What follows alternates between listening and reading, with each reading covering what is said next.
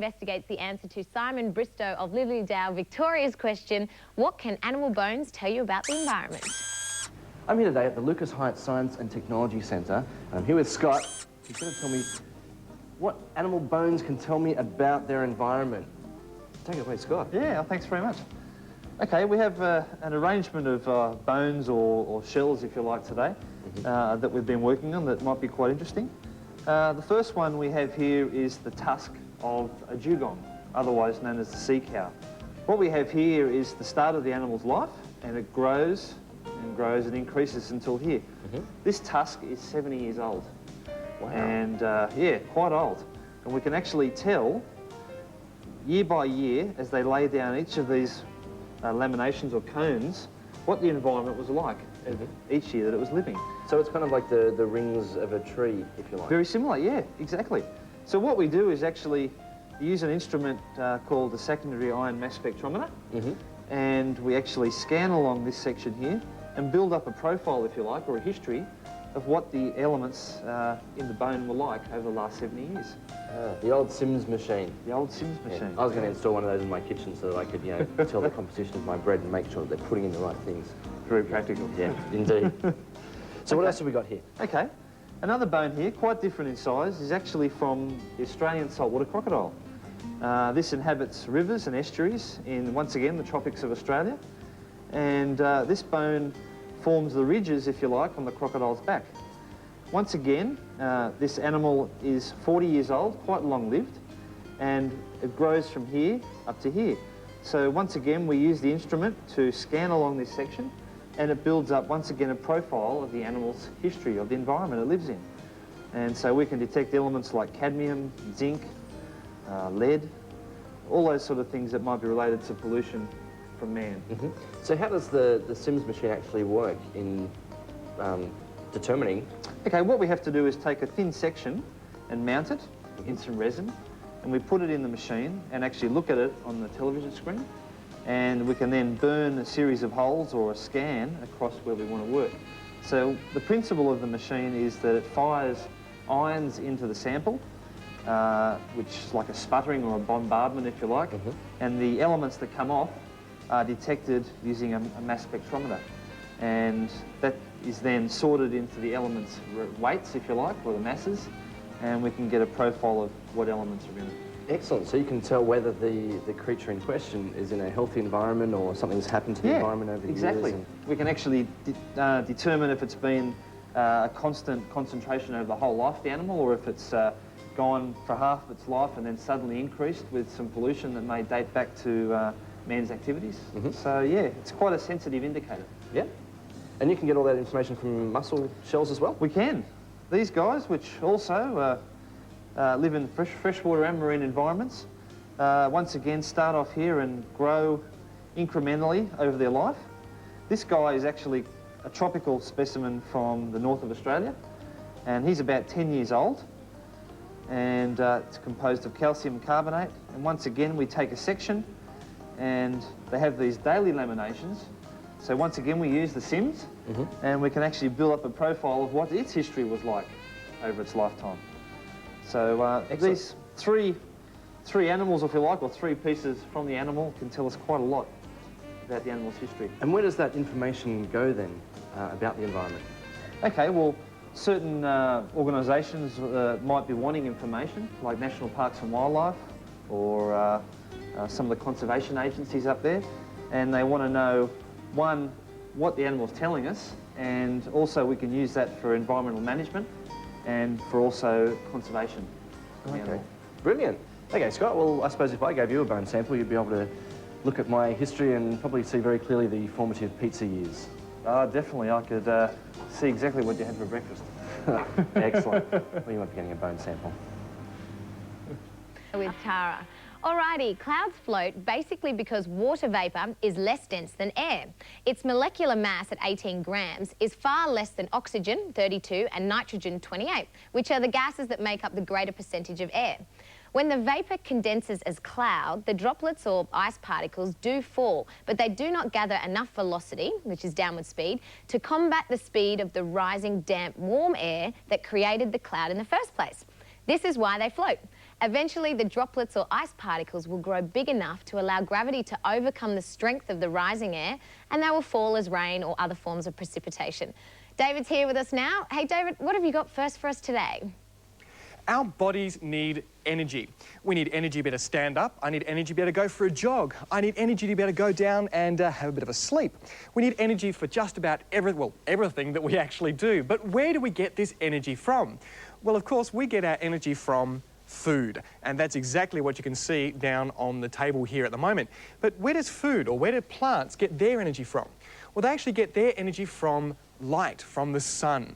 And what they do is, using something called chlorophyll, they trap this light and they can use it to turn water and also carbon dioxide into carbohydrates and also oxygen as well.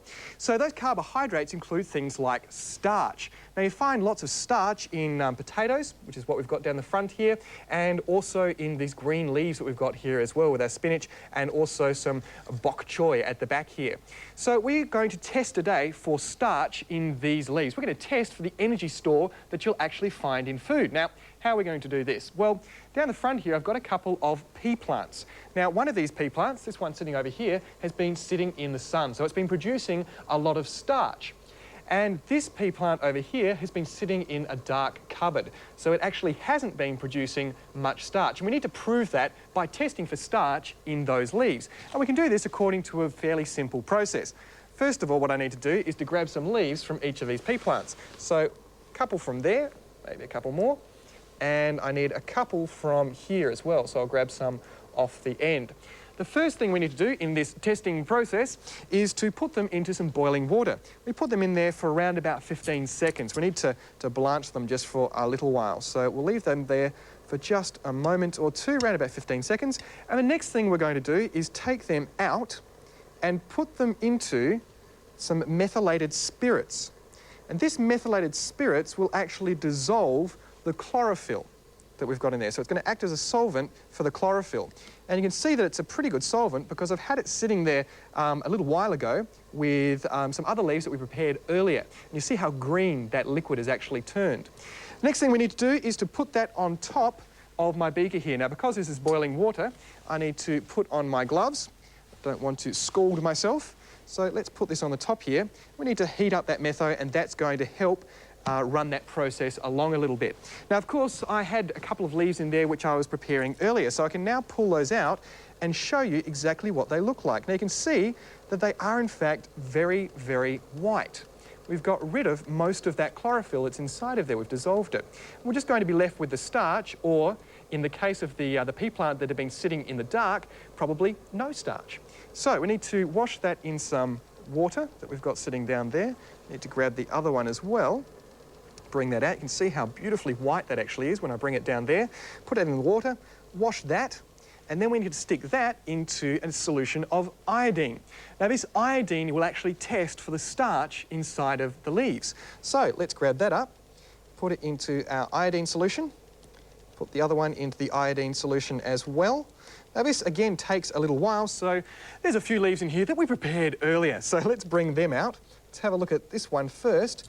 Well, that hasn't really changed colour, and that's what we're looking for, is a colour change. It's changed just a little bit, so I'm predicting there's perhaps a little bit of starch inside of there, a little bit of that energy source. Let's put that onto the white plate there and grab up this other leaf. Now, this one has certainly changed colour. It's gone back from being that white to almost a bluey sort of like purple colour. And that's proving to us that that starch is actually inside of that leaf there, the energy source that we can then eat, well, not when it's been soaking in iodine, of course, but we can eat that and use it as energy within our bodies. Now, of course, plants are always competing for this light, which is what they use, trapped in the chlorophyll, to convert all of this into, like the water and also the carbon dioxide, into this energy source, into the starch. They need to compete for that, so you'll find that leaves are often pointing towards the sun. And in rainforest, you'll find some huge leaves, especially at the lower levels of the canopy, because these leaves need to be able to trap some of that light which is filtering through all of the other leaves above. So you'll find leaves in all sorts of different shapes, and perhaps you might like to go for a wander at some stage and see how many different shapes you can actually find and what direction the leaves are actually pointing in as well. I bet you'll find they're pointing towards the sun. I reckon you'd be right on the money with that, David. Now, have you ever wondered, like Jessica, Lauren and Esther Allen of Tarragindi in Queensland, how they create saltwater lagoons? Well, it got Lisa curious, so she hit the road to find out more.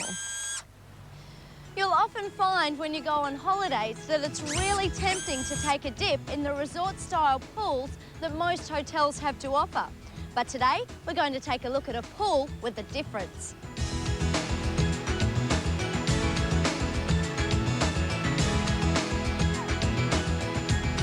The Paradise Lagoon is a saltwater lagoon that is not only a swimming pool for guests, but also home to a variety of different marine fish. These include 200 subtropical reef fish and some sea anemones.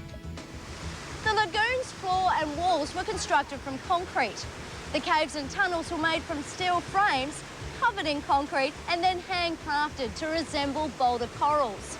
The lagoon itself contains 1.7 million litres of water, and to maintain the high quality of water, it is filtered by 2 processes.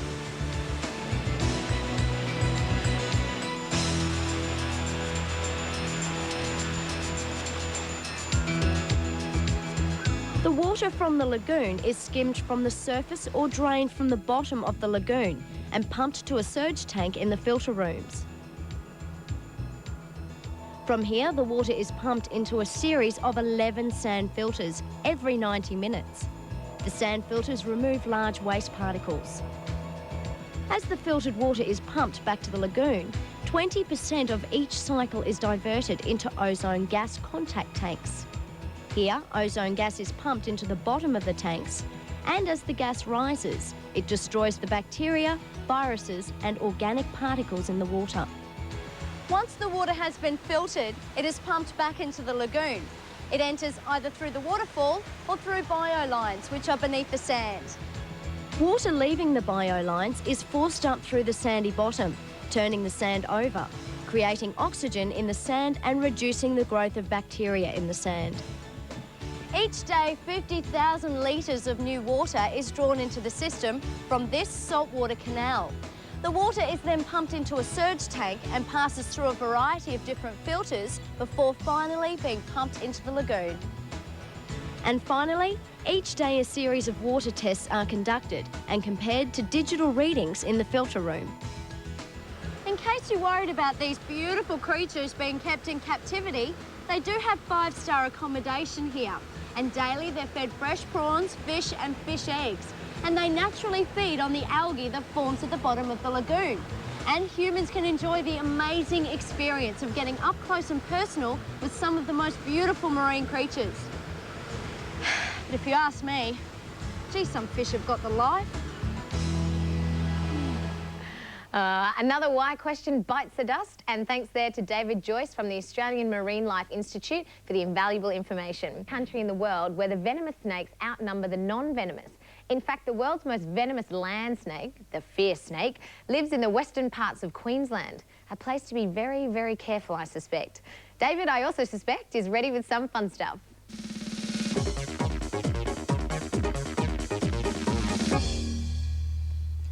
Have you ever wondered how ice skating works? Well, I've got a very, very simple experiment here that will explain all. Let's have a little bit of a look at it. What I've got here is an ice cube with a rigid wire which was placed above it. Then we've got 2 weights hanging down on either side. Now, these weights are actually causing an incredible pressure on the top of the ice there. Now, we started off with an intact piece of ice. We don't have an intact piece of ice anymore because that wire is actually sinking down further and further through the ice. It's actually melting the ice because of that high pressure. Now, what's also happening is just above that wire, our ice is starting to refreeze again. It's starting to join back over just a little bit. It's not going to join completely, but it is starting to refreeze there. So it's just the pressure which actually acts to melt that ice. Now, with ice skating, what we have is a blade on our shoe.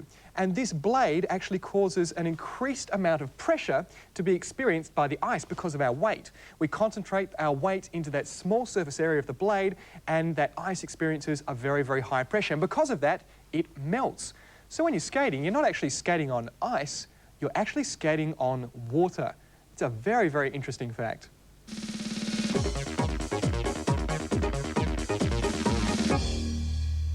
Okay, if you're anything like me, you forget to water your plants. So today I'm going to show you how you can make a self-watering plant. It's easy to do. You've got to grab yourself a 2-litre drink bottle container and gently take the label off the outside by using a hairdryer that melts the glue, and you can just peel it off like that. You'll need, of course, a plant, some dirt, a shovel, and the most important part is the top of a bottle here, bottle of drink, and a wick. Now, you'll need Mum and Dad's help because you have to drill a hole in the top of the lid there, so make sure you get some help to do that, and thread your wick through like so. All right, you've got to cut your bottle top, like I've done here, into 2, and I just chose about 1 centimetre under the shoulder here and cut it in half like that. Now, how do you make it? Well, tip this upside down. We have to soak our wick so it's nice and wet, like that.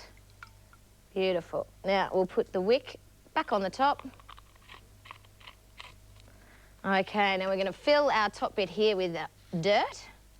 We'll put some in nice damp soil. Now try and make sure that your wick stays sort of in the middle and doesn't get stuck on the outside, like that. Now we'll pop our little plant in. Ooh. Like so. Ooh, now you're probably better gardeners than I am here. I might just rest that in there. Put some more dirt in, nice like that, and you'll start to see the formation all happening here. Beautiful. Pat it down, your little plant should stay there. Now, of course, we'll need some water, and we take the top off. Just lift that up. Pour the water in here like that. Let's see, just so our wick's touching. There we go. And if you leave that, it'll nice, because the wick transfers the water up into the plant, keeps the earth nice and moist by capillary action, that's what that's called.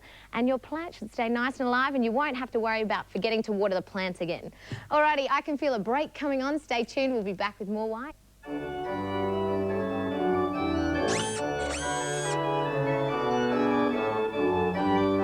Of all the musical instruments in the world, one of the largest and also one of the loudest would have to be the pipe organ. Christopher, this is a modern pipe organ. How does it work? Well, it works much the same as it has worked for 2,000 years or more, and it's controlled a bit like the piano with a keyboard, but that's where the similarity ends. On the piano, when you press the key, it operates a hammer which strikes the string. On the organ, when you press the key down, it opens a valve which lets wind into a pipe, and the pipes then make the music. And the organ itself is like a big box of whistles with many pipes. So how do you get that magnificent sound? Well, you have a lot of pipes all sounding together. The pipes themselves, or the different sounds of the organ, are controlled by stops, and there are many different colours, and you can build up from a very soft combination of stops to a full organ sound, which can be quite magnificent. So tell us a bit more about the pipes. How many would this organ have? This organ has about 1,500 pipes. Now, the pipes are obviously a bit different to the pipes we have under the house. How do they work? Well, the actual body of the pipe, I guess, is the same, but it's what happens at the bottom, at the mouth of the pipe, where the wind comes in, because that's what sets up the vibrations in that pipe and produces the music. Christopher, these are the stops that you were talking about before. How do they affect the sound of the pipe organ? Well, if I choose these here, which are called the principal or diapason, it's the typical sound of the organ. It sounds like this.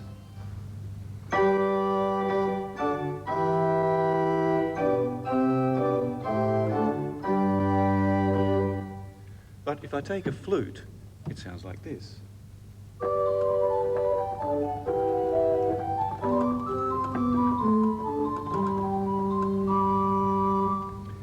And I could play the same music on a reed and it would sound quite different.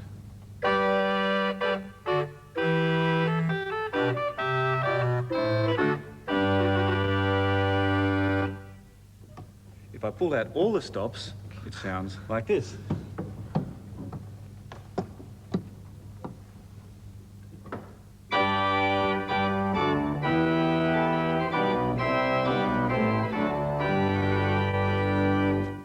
Well, that sure is an amazing sound, but what are the different parts of the pipe organ? There are several parts that we can see quite obviously. First of all, there are the keyboards, and there are two of those for the hands, and there's one for the feet. And the organist uses both the toes and heels of both feet for playing. Then we have the stops, which operate the sound. Then are the pipes above here, and the pipes are in 3 sections on this organ, according to the 3 keyboards. And behind the music desk here are all the levers which connect up the notes or the keys and open the valves which are underneath the pipes and let in the air. So are all pipe organs the same? No, all pipe organs are different, and they're each designed to fit the building and the use of that organ. And some buildings are very large, some are very small, some have a very reverberant acoustic, and all of these factors are taken into consideration in the design of each organ. Well, Christopher, now that we know all about pipe organs, do you think you'd be able to play us a song?